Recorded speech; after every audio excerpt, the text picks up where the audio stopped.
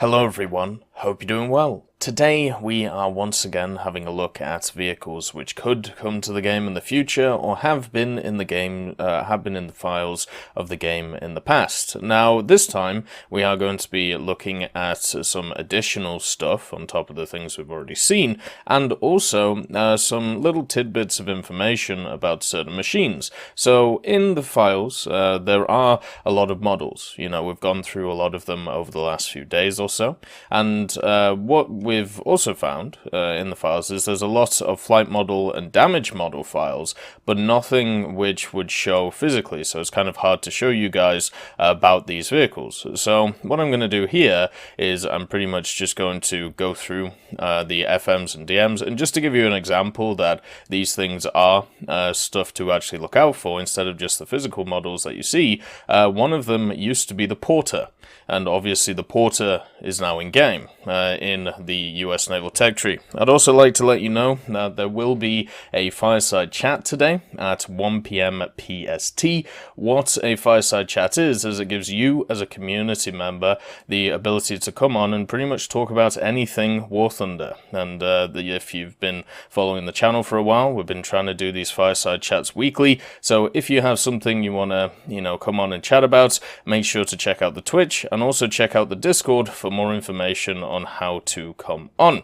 So let's talk about the FM and DM files, and the first one is a Panzerkampfwagen 35T. It's a Romania mare, so this is a Romanian Panzerkampfwagen 35T, which would be in the German tech tree. The Soviets have a few of these vehicles, so they've got the MiG-3 Romanian version, so I'm guessing that would be a premium one. They've got the MiG-3U, which hasn't made it to the game yet. It's definitely a better version of the MiG-3 than the ones we have in the game. Then you have an Su-6 AM42 23mm, and we do have actually an Su-6 in the game.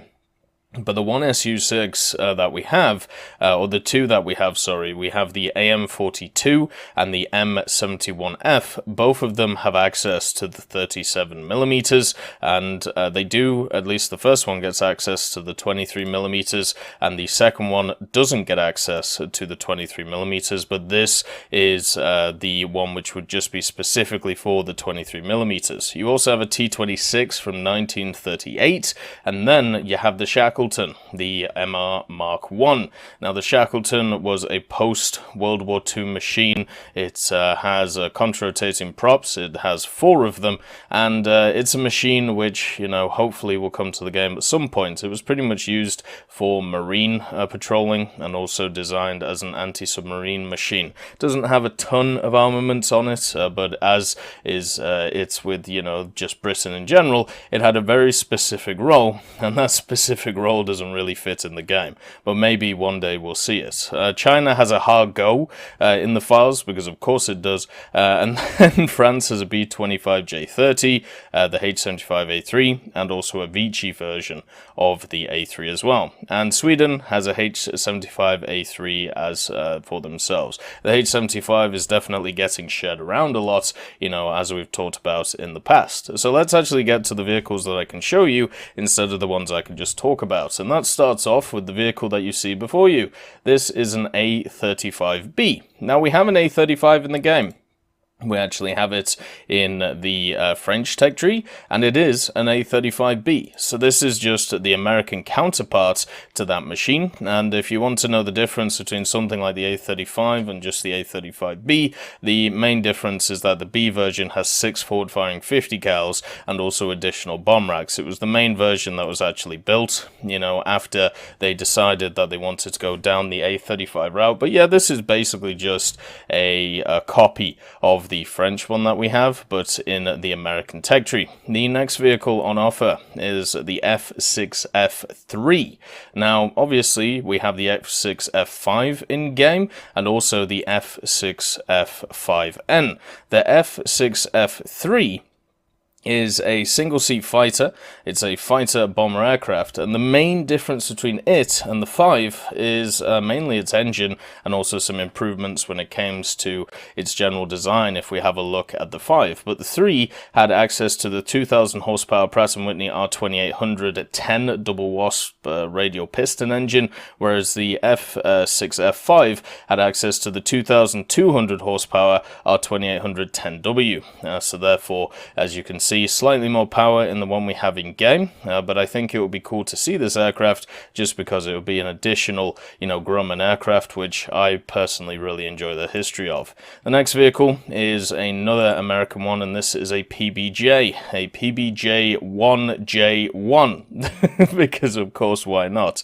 The PBJs that we have in the game in the American tech tree are the PBJ-1J and also the PBJ-1H. So what differs this one from the PBJ-1J? Well, it's kind of hard to say, to be quite honest. The main difference is, if we have a look at something like this, is maybe if we compare it to the PB-1J, is something as similar as maybe the guns that are involved on it. The PBJ-1J in-game has access to all of the 12, all the 50 cals in the nose, overall 12 of them, which cover the nose, and in this one, it looks like there are slightly less of them. It also has a different nose. The 1J has an open nose, which normally means that there was either some form of observation or reconnaissance from it, or was used as an actual bombing area. So there has a lot less of the machine guns in the front in favor of an open, not an open canopy, but a glass canopy, and it seems like that's more designed for observation. So yeah, there was a bunch of different things they actually did to the 1Js over the war. So stuff like the PBJ-1J, some of them had their top turrets removed to save weight, and then some of them were lynched with Tiny Tim rockets and stuff like that. So many of them have actually been through a ton of just different ways of actually trying to modify them to keep them useful through the war, and I'm guessing this J1 is one of those variants to try and get it with a different nose on it. The next vehicle to have a look at is a PV2. Now, in-game, we actually do have a PV2, but it's in the form of the PV2D. The PV2D was an event vehicle back in the day, and I tell you what, it's an amazing vehicle, a lot of fun to use. The difference between the PV2 and the PV2D is the PV2D is more of a one which is more heavily armed. The PV2D has 8 50 cal guns in the nose, whereas the PV2 really didn't. It only had a smaller number of guns, so therefore it would be less armored.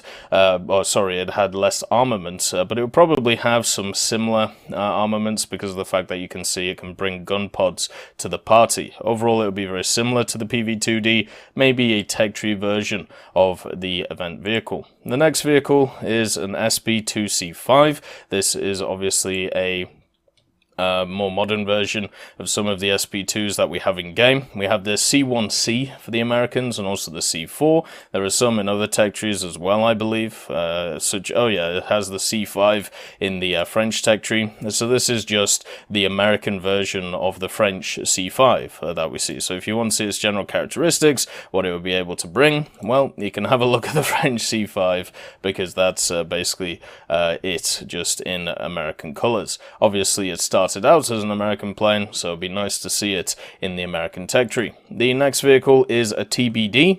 This is the TBD-1, but this is from 1937.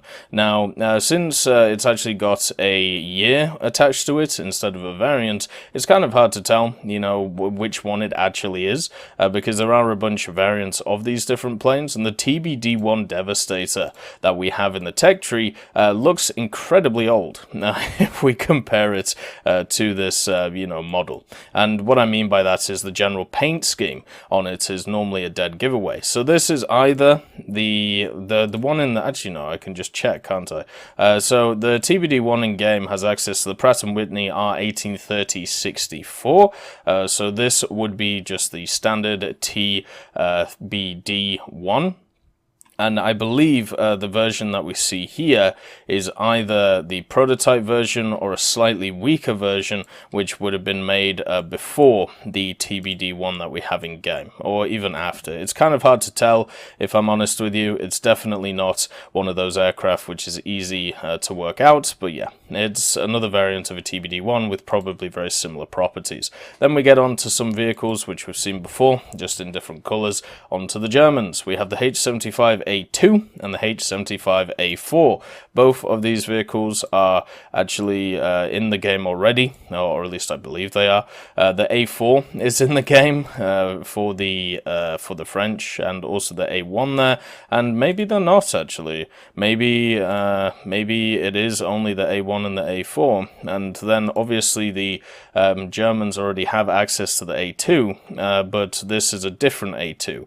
The German A2 that they have is a Finnish A2, and this of course would be just a standard German A2. So the A2 and the A4, you can see the major differences are of course the engine that you can see here, and also the fuselage is slightly different on the two aircraft, with the A4 being slightly chunkier. The general look of the machines and the general use of the machines would be very similar, and you have examples in the game of these vehicles, so therefore you can just check out the stats outside of the German tech tree. The next vehicle is for the Soviets, and this is the I-16 Type 17, and we actually talked about this yesterday because it's actually in the Chinese set of the files, and I didn't actually realize, but I was actually reading some of the comments, and the I-16 Type 17 is already in the game.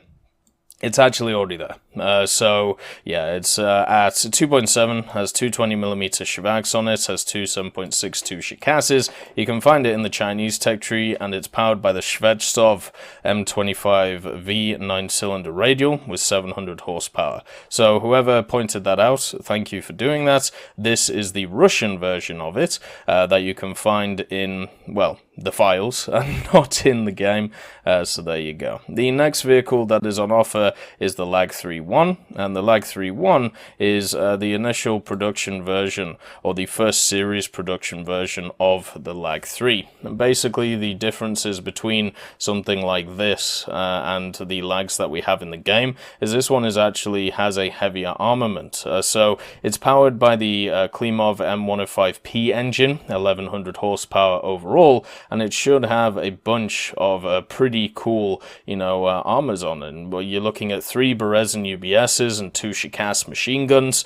So this is before they switched over to using stuff such as 20mm in their machine. So you'd have a bunch of guns in the front, which you can see in the top there, in the blister above the engine. I'm sure that made that incredibly top heavy because of the fact that I've played, all of the Soviet fighters, especially the Lag 3s, and the Lag 3s already feel incredibly front heavy, so this would even be just ridiculous. But it would be nice to see another lagging game, and not a lag which is, a gift or an event vehicle like the Lag 334 or the Lag 323. Why not just stick in game the Lag 3-1 here? Now, the next vehicle is another lag, and this is the Lag 329. So the Lag 329 would come into the game as a very similar aircraft to all of the others, apart from it would run a different engine. This is the Klimov M105PF engine with 1260 horsepower. And pretty much everything else would be exactly the same as some of the other vehicles that we see in the series, and it would have pretty much the same armament that you see from a lot of the other Lags, so the standard 20mm and the 12.7 Berezin. So you would get a slightly more powerful engine, but unfortunately you'd lose the stonking firepower that this machine would have, which would be really, really fun to see. So yeah, it's just one of those things where it would be lovely to see, because it's always nice to see more aircraft, but at the same time, you can see it's kind of surplus to requirement in a way. We talked about the yesterday, when it came to the MiG-15s, the idea of the NS-23 and the NR-23, the difference in guns. Well, this is the Soviet MiG-15 bis with the NS-23s, and if you have a look in game of the MiG-15 bis that the Soviets have access to, it has the NR 23s. So pretty much, if you take the guns off the MiG-15, stick them on the MiG-15 bis, this would be it. So this is kind of a vehicle which is between the MiG-15 and the MiG-15 bis in terms of what it would be used for. So yeah, this is just the Soviet version of the Chinese one we had a look at yesterday, very similar. The next vehicle is an SB, which is something that we don't see a lot, and it's an SB2M100A, and this is actually really similar to one of the machines we have in game. Hopefully they bring back the SB2Ms, you know, the ones that they took out of the game. Would be really nice to see them, but we already have the SB2M100 in the game. This is an SB200, it's an SB2M100A Spain edition. So this is slightly different to the one that we have in the tech tree, because that's just a standard 100, and the difference between them is that the 100A got itself some new engines. It had some N100A engines, they had 860 horsepower in them, and it was produced in the late 1930s, or the late 1936, sorry, and sometimes it's unofficially seen as the SB2M bis, or the 100 bis. So there you go. There was also another version of the SB bis, if you want to look at it like that. It was a prototype, and it had 960 horsepower engines, the Klimov M103s, but I think this one is just the one with the slightly upgraded engines compared to the other one. Then we go a bit of weird and wacky when it comes to the wonderful British, because always we have to. This is a H75A4, known as the Mohawk 4 by the British, and this was used in British service mainly after the fall of France. One of the things that I'll talk about here, which you know, I'll probably bring up a lot in future videos, or I have definitely brought up in past videos, is one thing you have to understand. There's a lot of the French vehicles that were supposed to be exported to France, so stuff like the American vehicles that were exported to France, such as the H75s, such as vehicles like if we just have a look in the game, such as the Martin 167. What you have to understand is when the French fell, you know, when the invasion of France happened, a lot of those contracts, or a lot of those agreements transferred over to Britain. So a lot of the lend-lease vehicles that were destined for France, which were going to arrive until they fell, were then transferred to England or to the UK. So a lot of machines are very similar across the board when it comes to exports from the US to France, to the US to England, because of this fact. And this is one of those things in the form of the Mohawk 4. This was supposed to be vehicles which were exported to France, but eventually, you know, the UK basically just took up the deal because France had gone. So yeah, and the cool thing about this is that this actually saw some pretty extensive use in the Indian areas, and there is a really cool picture of a Indian house where someone has just parked their H74A4 next to their house, and it's just really, like, you know, bizarre because of the fact that this dude has just, you know, put his plane next to his house so he can go to bed and then get up the next morning. This vehicle is the Havoc Mark I Pandora, and this is once again another British vehicle. If you don't know about the nomenclature of the Douglas Havocs or the A20s, I don't blame you. It's all over the place, especially when we have a look at British machines. But basically, the Pandora is the Havoc 1, or the Douglas Havoc 1. So this would just be a complete copy of the British one that we have in the tree. We already have the Havoc Mark I in the tech tree, which represents the British. The difference between it and this one, though, is this one has a closed nose. It doesn't have an open nose, so therefore it has access to more guns. So if you look at the Havoc Mark I in the game, I'm not sure if you can actually, but there is actually a gunner in the front of it who would probably also act as a bombardier, and two 7.7s. In this one, it has a closed nose, which has more guns in it, so we would just have a lot more firepower, and that's pretty much it, you know, when it comes to it. But yeah, if you see like something labeled as a Pandora, it's normally talking about the Havoc Mark 1, which of course was first produced by the Americans. The next vehicle to have a look at is the Hornet, and of course the Hornet Mark 1. We do have a Hornet in game already, which is, you know, really nice to see, and I hope we get more Hornet variants as we go forward. But the one that we have in game is the Hornet Mark 3, whereas this one would be the Hornet Mark 1. It would be the F1, which would be the initial fighter version. There were 60 of them built, and it would have probably weaker engines compared to the F3 version, which once again was a fighter version. So hopefully at some point, you know, we do get access to more Hornets. It is nice to see that they are sat there in the files, and yeah, there's just a really fun aircraft. If you haven't tried the Hornet in game, I highly recommend it. It's a lot of fun. The next vehicle is the Intruder. So the Intruder Mark 1, and we also have the Intruder Mark 2. So the Intruder Mark 2, as you can see, has a closed nose, has a ton of guns in the nose, by the way. This is designed to just annihilate someone. But the Intruder Mark 1, it looks very similar to the Havoc Mark 1 that we have in game. So it has the glass nose, and then it has access just to small guns, plus it has access to the gun at the back. If you have a look at the Intruder Mark 2, this is designed to end somebody's life very quickly in the front, and then obviously there's no turret in the back, so maybe some kind of observation. Now, in order to make sense of these aircraft, because I'm going to do them together, you have to understand what the Intruder actually means. So an intruder is a military aircraft and its crew that is tasked with penetrating deep into enemy airspace to disrupt operations. So intruders are usually fighters, attackers, or light bombers.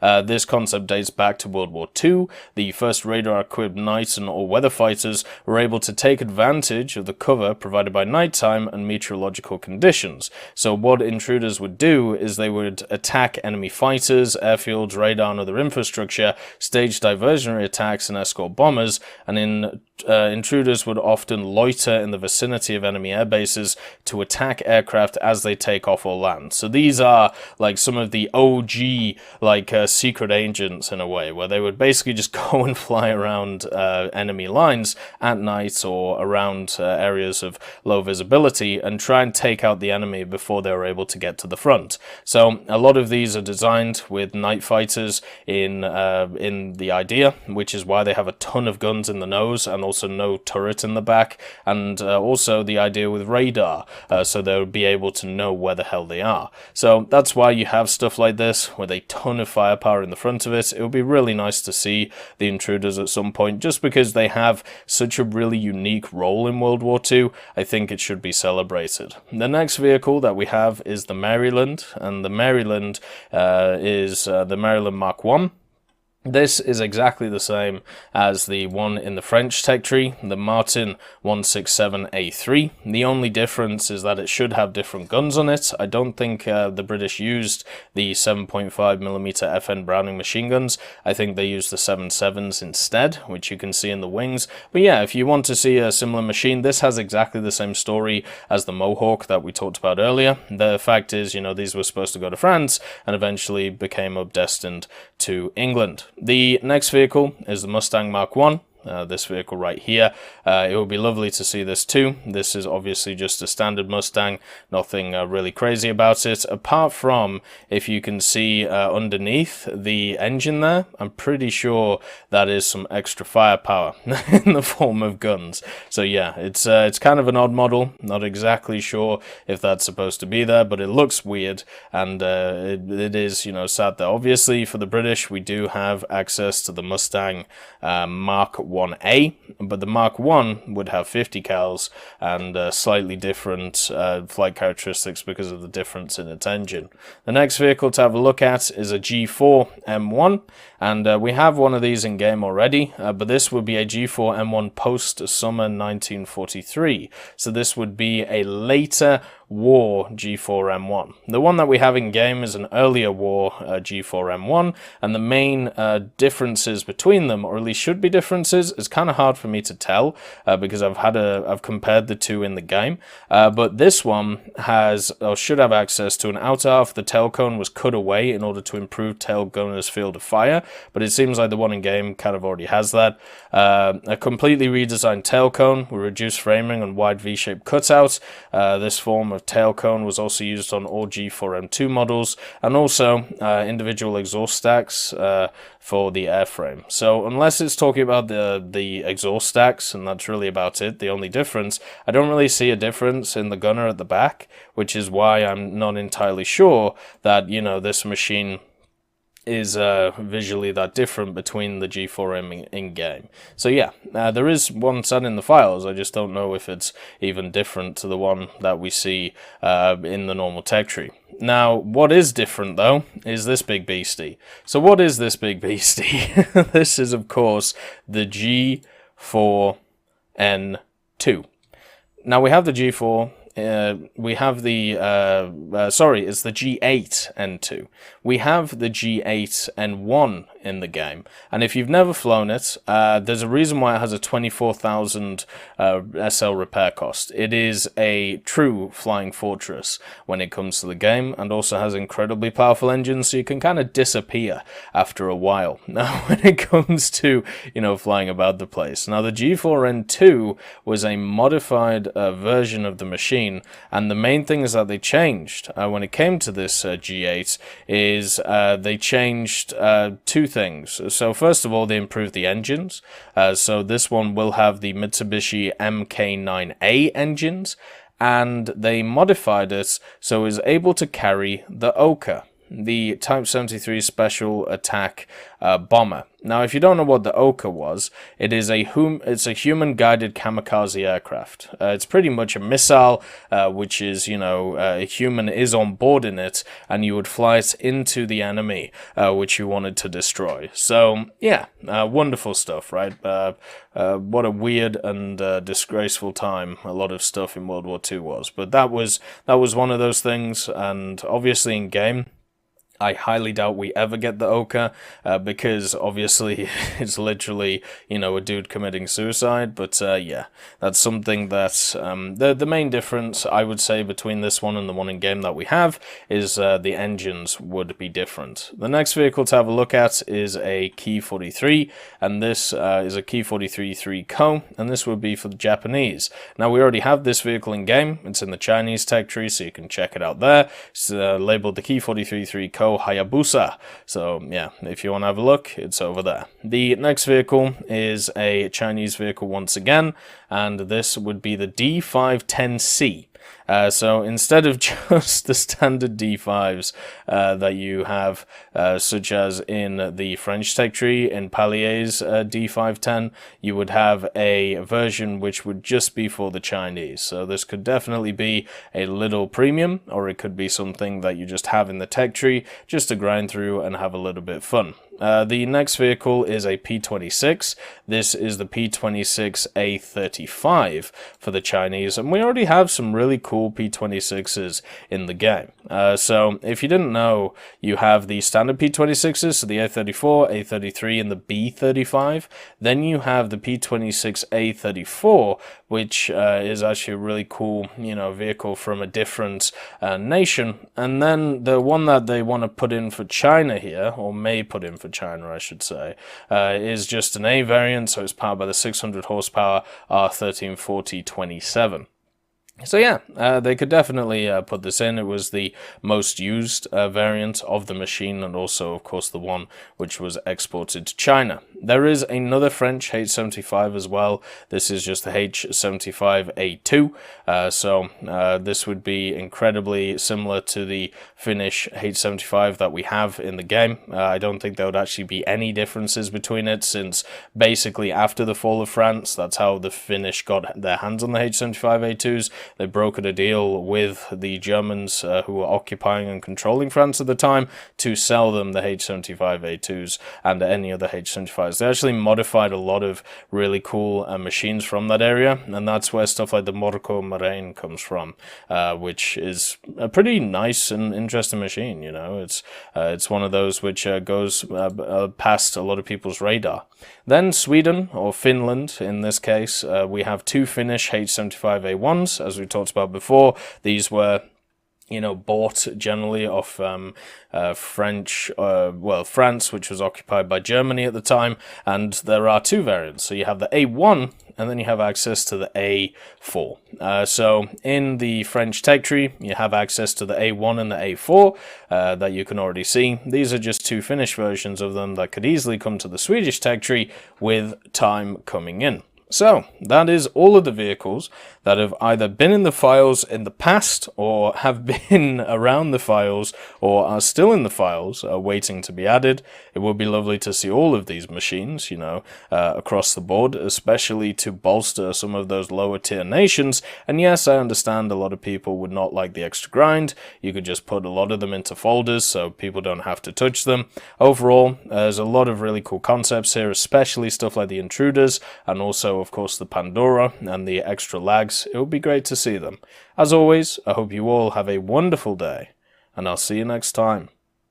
I just want to thank Ambrosius McClellan, B. Young, Blackie, Chris Giltnane, Daniel Stanton, Jay Wilt, John Ryman, Martinez, Super Cacti, Trigger Hippie, Eugens Terry, and also Elove Goat and Samuel Slick for supporting the channel.